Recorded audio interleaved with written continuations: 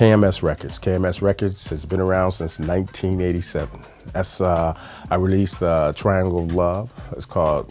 It's one of my first groups, my first record on my label. And you know, I wanted to start my own label because I wanted to be able to put a record out when I wanted to. I didn't want nobody to have to judge it, or you know, if you make music, it's an expression, and I wanted to play it myself and put it out. And my son helps me with the label too.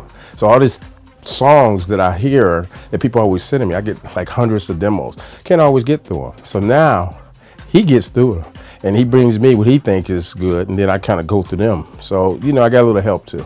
He really got serious about 1.5 years ago. So at first I didn't like, yeah, okay, you want to make music? Go ahead.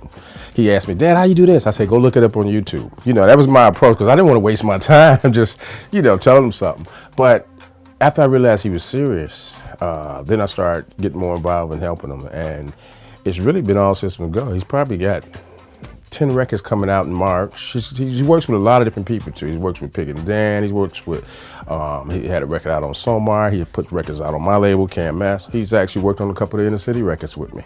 So it's going. You know, sometimes, you know, you're inspired by playing out. I'm inspired by playing out in clubs and seeing people dance. And so I'm also inspired by my son making music, and his energy that he brings to the table kind of re-energizes me too. So it's a good thing.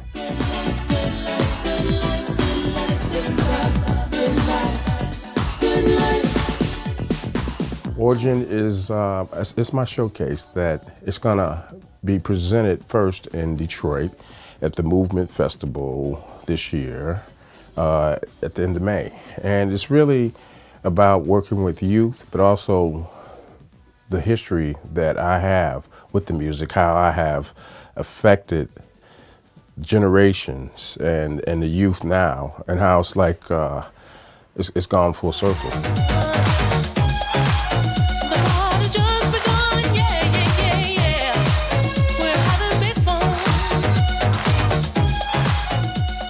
When I go record shop, I look for, at least these days, I look for something that I can't find digitally.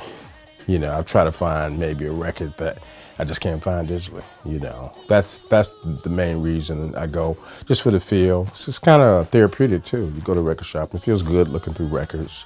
You take your time, not in a rush, you know. I think one of the first records I bought, I actually physically bought, was called Alexander Robotnik.